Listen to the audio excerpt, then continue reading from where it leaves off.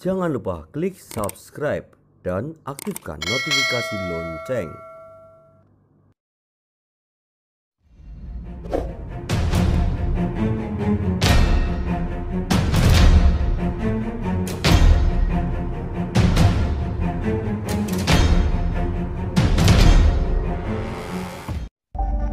Acara ini dipersembahkan oleh Pekam Rukyah Jogja, terapi syar'i sesuai sunnah Nabi, pengobatan medis dan non-medis, Jalan Luwanu 44 Yogyakarta. Telepon 0823 1347 7172. Sahumu, sahabat Quran mulia, ngaji Quran asik. Telepon 0813 2846 4314.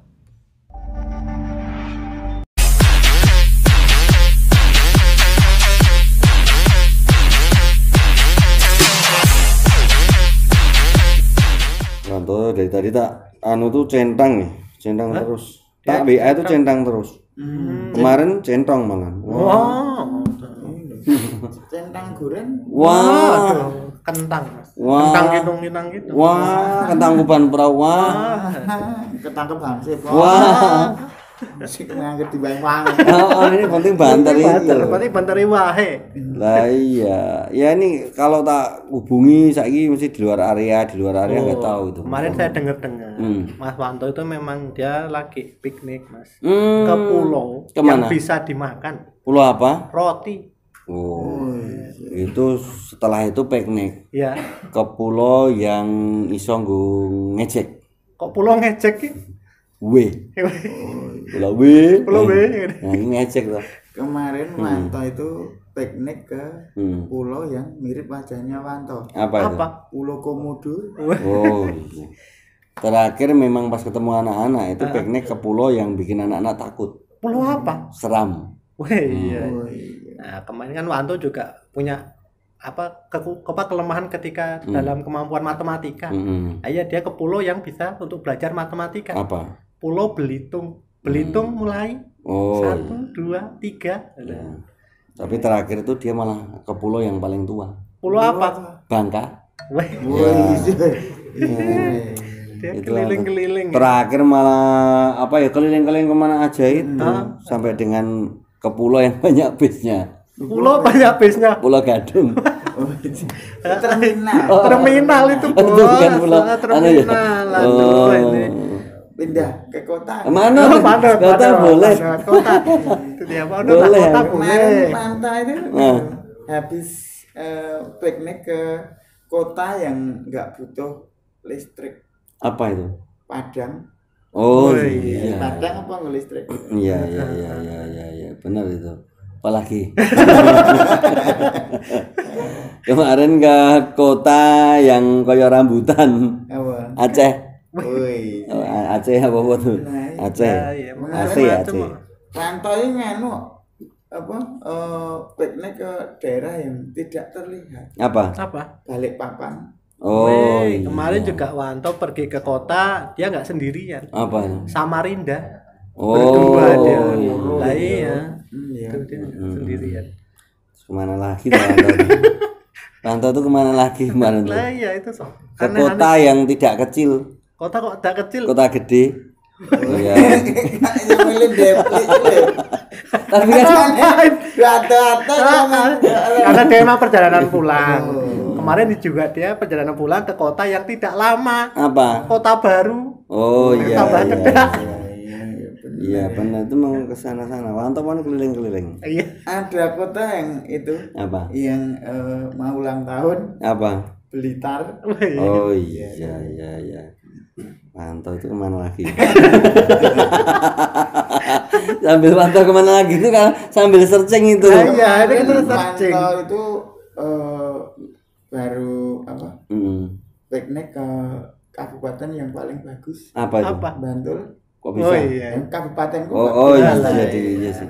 Atau ke kota yang paling bagus tuh. Apa? Jogja. Nah iya. Kota Mata Jogja. Benar. Kemarin tapi Wanto pulang juga karena setelah dari Jogja, Bantul dia pulang ke rumahnya. Kota yang gak pernah gelap, Apa itu? bersinar, Klaten. Wow, Nah, iya. Klaten bersinar. yang nggak pernah sedih juga ya. Apa ini? Berseri Solo. Lah iya ya. Ya. Apa ini? Kita slogan. Kita jepatnya nggak ada kode-kode kok. Melintasi prank ngono kok ya ngono ta. Uluk salam. Tapi ini loh, kita apakah seharian itu kan kadang kita bingung ya. Kadang kita udah baca kayak apa nih kegiatan kita baca koran, baca chatting itu apa ya lumrah. Tapi kadang baca Al-Qur'an ini kurang ya, yang kita sadari itu. Jadi kan aku tuh kadang bertanya saat sebenarnya di Al-Qur'an tuh keutamaannya apa, kan ada fungsi kedudukannya itu sebagai apa gitu kan. Pengen ngerti sebenarnya itu. Kadang kita terlalu sibuk dengan kegiatan dunia. Nah, ya itu. Padahal kan kalau selama kita di perjalanan tadi kita pergi ke kota ke pulau-pulau kan kita sambil baca Al-Qur'an Iya, bisa. benar. Tapi kadang kita malah sibuk dengan WA atau Nah, itu dan datang tuh. sebagainya itu. Saya datang tuh. Assalamualaikum. Waalaikumsalam. Sini. Wow. Sini. Marilah kita akhiri acaranya.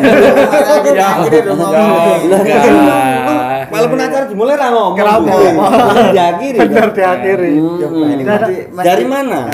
Ini sudah siap materi. Sudah siap materi kita dengerin dari saya. Dari mana? Dari mana?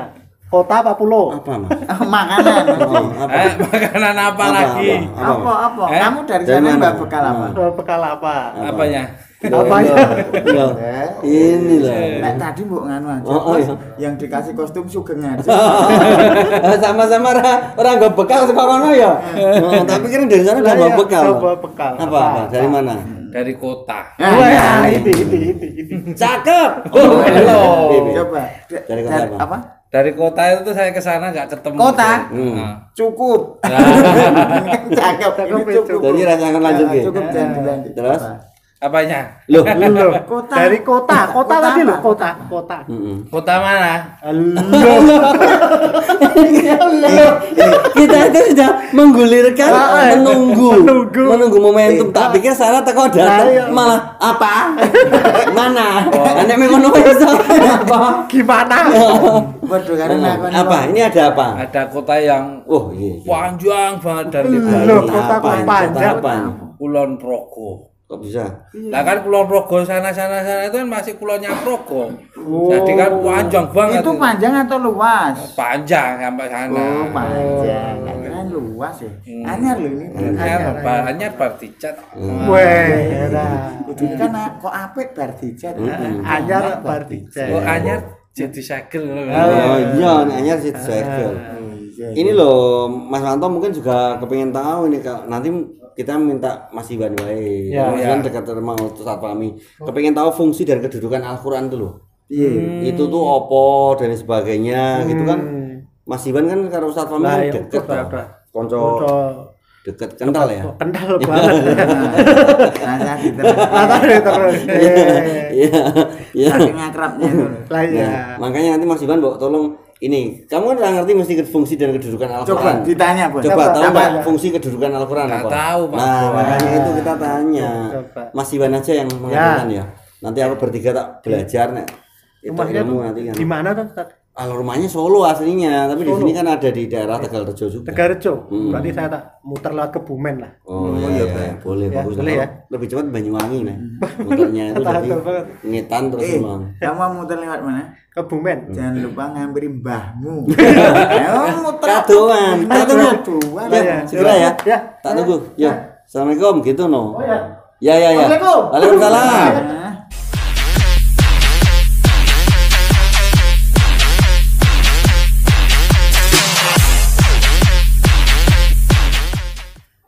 Kita tunggu aja. Nanti kalau Iwan udah manggilin Ustadz kan, nanti kita langsung ngobrol tentang apa itu fungsi dan kedudukan Al-Qur'an. Boleh tanya-tanya nanti. Boleh no. tanya lo. Tanya. Dari Tanya. sekarang tuh siapin pertanyaannya. Tanya.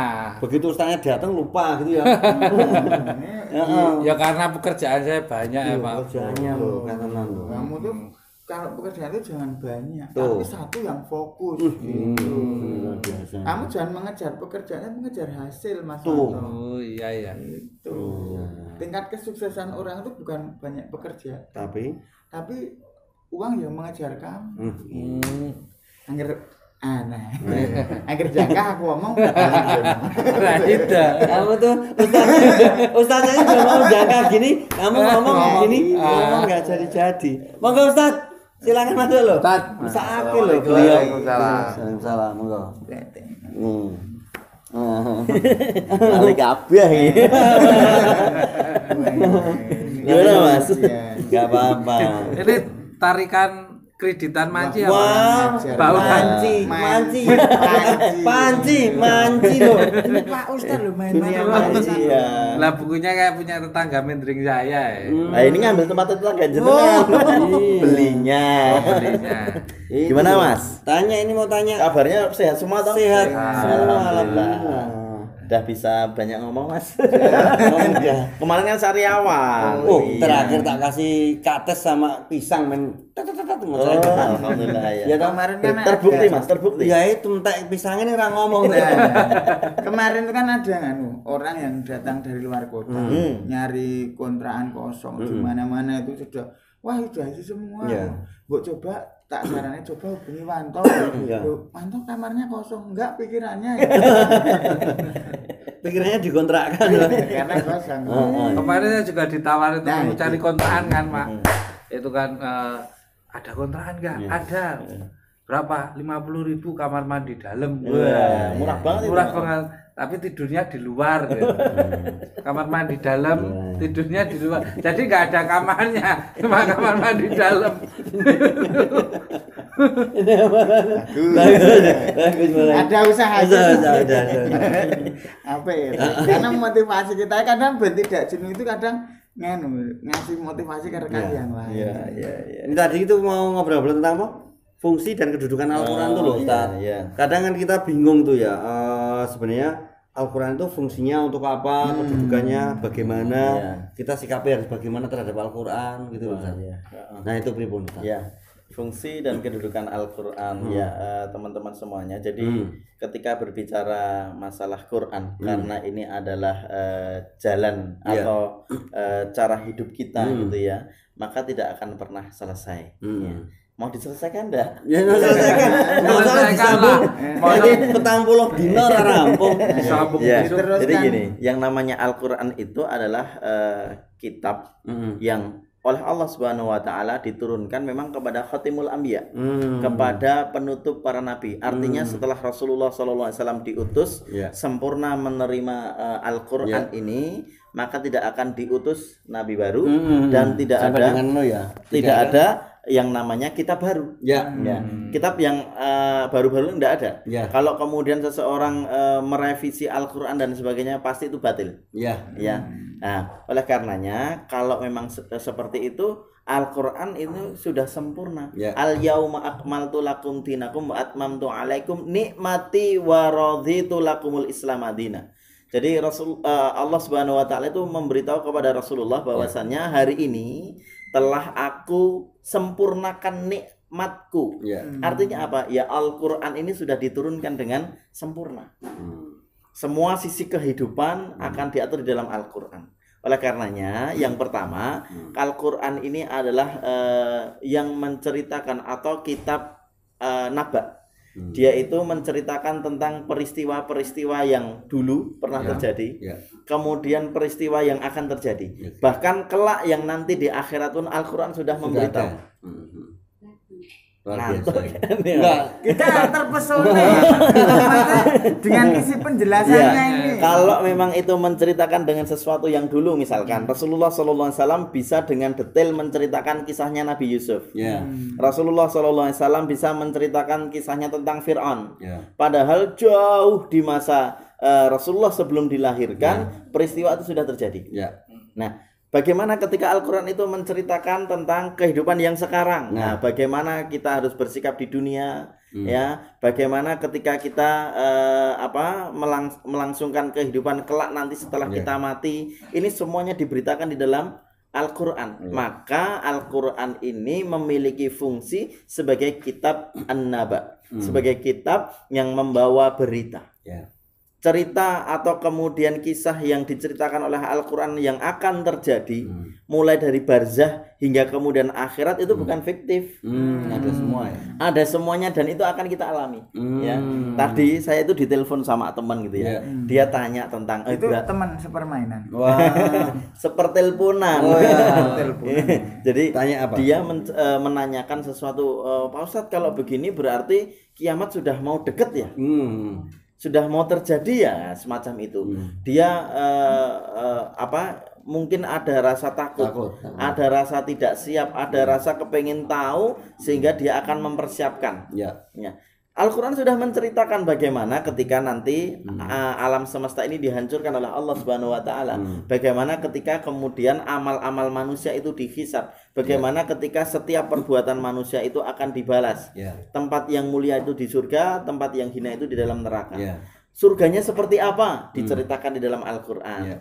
Mengalir di bawahnya air, sungai-sungai dan sebagainya. Sungai ada dari madu, ada dari arak dan sebagainya. Ini diceritakan oleh Al-Quran. Nah, kemudian yang kedua ya, dia ini sebagai kitab hukum, kitab hukum atau syariat.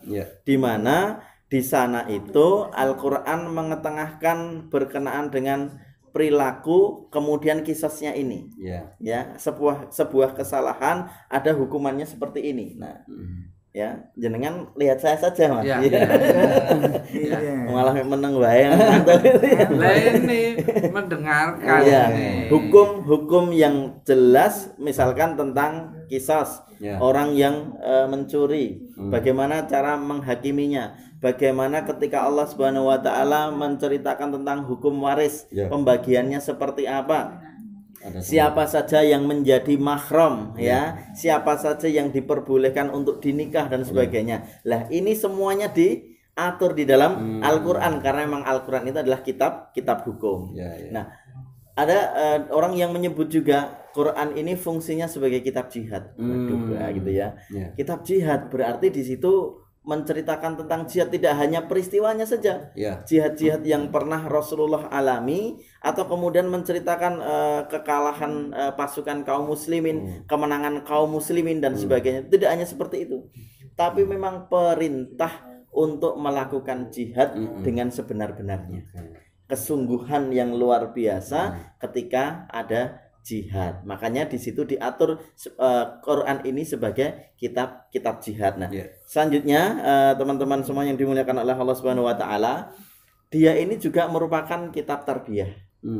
Tarbiyah pendidikan. Tarbiyatul aulad, bagaimana kemudian mendidik keluarga. Bagaimana kemudian kita membangun sebuah negara, bagaimana ketika kita harus hidup bermasyarakat, semuanya Al-Quran telah sampaikan.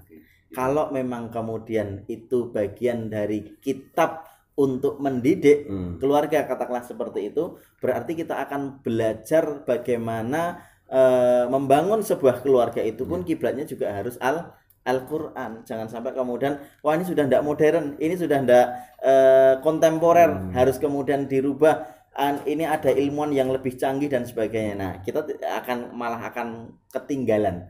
Bahkan kemudian kita itu akan kewalahan untuk menghadapi permasalahan-permasalahan yang ada di dalam rumah tangga kita. Wallahu a'lam bishawab. Nanti kita lanjut lagi, Ustadz. Pemirsa, masih ada satu sesi lagi yang akan bahas lebih detail lagi tentang fungsi dan kedudukan Al-Quran. Di sesi selanjutnya nanti kita bahas, dan kita akan balik lagi setelah yang berikut ini.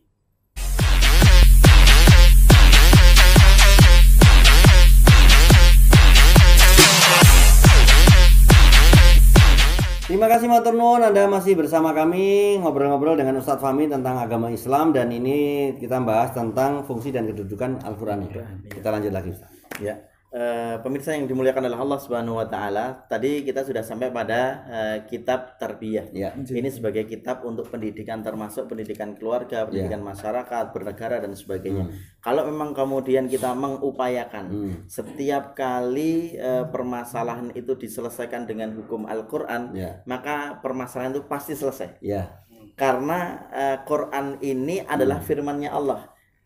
Allah itu yang menciptakan manusia. Artinya kesalahan-kesalahan manusia, problematika yang akan dihadapi oleh manusia itu sebenarnya sudah disolusikan di dalam Al-Qur'an tersebut kan. Tapi kadang-kadang kita itu milih ya. Ada orang yang kufur, ada orang-orang yang dia itu mengingkari, bahkan dia itu mengatakan hukumnya Al-Qur'an ini sudah enggak pas ya.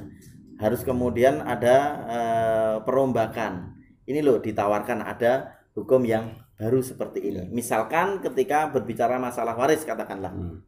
Kita mengatakan bahwasannya laki-laki itu 2 bagian perempuan atau perempuan itu setengah bagian dari laki-laki sama ya. Nah, kita kemudian merasa wah kalau seperti itu kasihan ya. Kalau sudah berbicara masalah kasihan, syariat itu yang datangnya dari Allah jauh lebih adil. Meskipun kemudian tidak mengurangi sekiranya memang itu sudah dibagi terlebih dahulu sesuai dengan aturan di dalam Al-Qur'an, setelah itu baru kemudian asas keridhaan, kekeluargaan, muamalahnya ya sedek wong cah wedoke ya meng kowe dhewe iki tak bagai ya misalkan semacam itu tidak menjadi masalah, tetapi hukum Allah itu harus ditegakkan terlebih dahulu. Benar sekali itu. Ya, jangan sampai kemudian kita malah mencari pembanding dulu ya. Dan itu rata-rata orang kan pola pikir kita ya. Sebenarnya kan kayak laki-laki 2 bagian itu karena dia akan menghidupi keluarga logika sederhana sebagai pemimpin. Nek ceweknya kan suatu saat karo laki-laki juga. Dia dapat bagian dari sana istilahnya gitu ya. Cuman kita kan terbatas pengetahuannya ya. Ada juga seseorang itu berpikiran kalau memang Al-Qur'an itu hukumnya bagus, ini juga ada yang sama. Ini ada yang sama. Maka orang itu dikategorikan sebagai orang yang fasik. Nah, orang yang fasik. Karena apa? Dia sudah menyamakan karo hukum Al-Qur'an ini podo manfaatnya, ini sama-sama menguntungkan dan sebagainya. Pakai ini juga enggak apa-apa gitu. Nah, ada orang yang dolim. Dia itu tahu bahwasanya hukum Al-Qur'an itu benar, tapi malah kemudian dia tinggalkan. Nah, ini orang yang dolim. Nah, berikutnya ya, Al-Qur'an ini juga disebut oleh kita sebagai minhajul hayyah, sebagai cara hidup. Nah, ini yang saya katakan sebagai kompas hidup. Arahannya seperti apa Al-Qur'an itu? Al-Qur'an itu mengarahkan kita bahwasannya sesuatu ini dilarang, maka kita akan meninggalkannya. Sesuatu ini diperintahkan, maka kita akan melakukannya. Jangan sampai kemudian kita memilih ya, seperti orang-orang ahli kitab terdahulu itu, kalau memang larangannya Allah itu menguntungkan manusianya, dia akan tinggalkan. Perintah apa yang kemudian dilarang oleh Allah itu diabaikan. Ya. Tapi apa yang kemudian diperintahkan kok kemudian mendatangkan kerugian manusianya, dia malah meninggalkan perintah tersebut. Padahal teman-teman semuanya, yang namanya perintah, yang namanya larangan dari Allah itu adalah dalam rangka untuk menguntungkan manusianya. Tidak merugikan manusianya. Atau kata lain, karena Allah itu ingin melihat siapa di antara kita itu yang paling bertakwa kepada Allah Subhanahu wa taala. Ya, ini berkenaan dengan sebagai kitab Minhajul Hayyah, sebagai kitab arahan hidup kita. Ya. Yang terakhir, Al-Qur'an ini sebagai sumber pengetahuan. Ya. Artinya semua informasi yang berkenaan dengan ilmu pengetahuan itu ada di sana. Saya ceritakan satu hal, misalkan ketika Allah Subhanahu wa taala membuat teknologi ya, manusia yang ditangguhkan umurnya. Seperti apa itu? Misalkan ketika Isa alaihi salam oleh Allah Subhanahu wa taala diangkat ke tempat yang tinggi. Tetapi kenapa kemudian Rasulullah SAW menceritakan kelak di akhir hayat, ya, di akhir zaman, di akhir zaman itu Allah akan mengutus Isa untuk turun ke dunia. Kenapa? Ya. Di situ kita akan membayangkan mungkin dulu Isa usianya 33. Nanti berarti ketika diutus lagi berarti usianya sudah sekian ribu tahun gitu ya. Rasulullah saja meninggalkan kita itu sudah 1400 tahun. Terus? Berarti tua sekali. Enggak. Allah Subhanahu wa taala saat ini sedang menghentikan waktu, meskipun kemudian Isa dalam keadaan hidup, wallahu alam. Tapi waktunya untuk Isa itu dihentikan. Dia hidup tapi dihentikan. Berarti nanti ketika dia diutus oleh Allah Subhanahu wa taala turun ke bumi lagi ini usianya 33 juga. Lah, logika kita enggak masuk mungkin, enggak masuk, tapi teknologi kedokteran mengakui akhirnya. Ketika mereka menemukan teknologi bayi tabung. Ya. Teknologi bayi tabung yang saya tanyakan ke teman-teman dokter itu, bayi tabung itu pasti membuat sel telur dan sperma yang sudah dicampurkan itu dicadangkan. Yang sudah jadi, oh ya ini hidup, kemudian dimasukkan ke dalam rahim perempuan. Ya. Yang itu dibiarkan menjadi embrio yang hidup. Ya. Tetapi yang satunya lagi ini disimpan. Harapannya nanti ketika dia ini sudah melahirkan, dia menginginkan kehamilan lagi, dia akan masukkan ke dalam rahim tersebut. Tetapi ingat, di agama kita itu bahwasannya ada usia yang namanya usia kehidupan kandungan. Ya, ruh masuk pada usia berapa? 120 hari. Lah, ini kan juga sudah hidup, dia tidak mati. Yang di luar rahim itu hidup, tapi umurnya juga tertahan. Oh, ternyata teknologi kedokteran baru mengakuinya. Nah, semacam itu. Nah, atau kemudian ilmu pengetahuan yang lainnya berkenaan dengan sistem tata surya, ya, di mana kemudian Allah Subhanahu wa taala sampaikan bahwasannya semua benda-benda antariksa ini beredar sesuai dengan garis orbitnya. Ini rodok mikir sedikit ya. Ya, IPA ini. IPA, ilmu pengetahuan alam ya Mas ya. Paling angel. Makanya saat ini orang-orang di zaman modern menjadikan semua yang mengintari bumi ini menjadi salah satu perhitungan. Ya, bergantinya siang dan malam dan sebagainya itu sampai bisa dihitung. Oh iya benar, dia selalu berada di orbitnya. Tidak mungkin kemudian sekian juta benda langit ini bertemu gitu ya di garis orbit yang sama. Tidak, dia berbeda semuanya. Ini salah satu bentuk keluar biasaannya Allah ketika menerangkan di dalam Al-Quran. Dan akal manusia dengan ilmu pengetahuannya baru mampu mengetahui di zaman modern saat ini. Terima kasih sekali Ustaz Fahmi. Pemirsa, masih ada kesimpulan yang akan disampaikan oleh Ustaz Fahmi. Silakan disampaikan Ustaz, biar nanti masyarakat makin dapat intisari dari obrolan kita. Kami persilakan. Pemirsa yang dimuliakan oleh Allah Subhanahu wa taala, ketika kita mengetahui fungsi dan kedudukan Al-Qur'an, yang mana Al-Qur'an ini tidak pernah bisa terlepas dari kehidupan kita. Apapun yang Al-Qur'an bicarakan pasti akan terjadi. Sehingga kita sebagai manusia, lebih khusus sebagai kaum muslimin, tidak akan pernah bisa mengelak dari apa yang telah ditentukan di dalam Al-Qur'an tersebut. Mari kita tambah cintai Al-Quran, kita tadaburi Al-Quran, kita renungi Al-Quran, kita pelajari Al-Quran dengan seluas-luasnya. Tetapi jangan sampai kemudian kita terjebak dalam pemahaman liberal kita ketika kita mentafsirkan sesuai dengan nafsu kita. Semoga dengan lebih memuliakan Al-Quran, Allah semakin memuliakan kehidupan kita di dunia dan selamat hingga akhirat nanti insyaallah. Amin Allahumma amin. Wallahu a'lam bishawab. Terima kasih sekali Ustaz Fahmi. Dan pemirsa, itu tadi beberapa penjelasan pencerahan dari Ustaz Fahmi. Semoga kita dapat mengambil intisari dari yang disampaikan Ustaz Fahmi. Kita pamitan, kita jumpa lagi di lain kesempatan. Wassalamualaikum warahmatullahi wabarakatuh.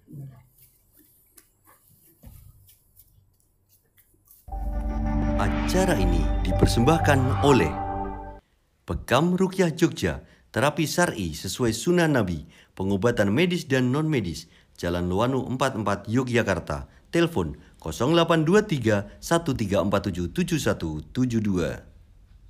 Sahumu, sahabat Quran mulia, ngaji Quran asik. Telepon 0813 2846 4314.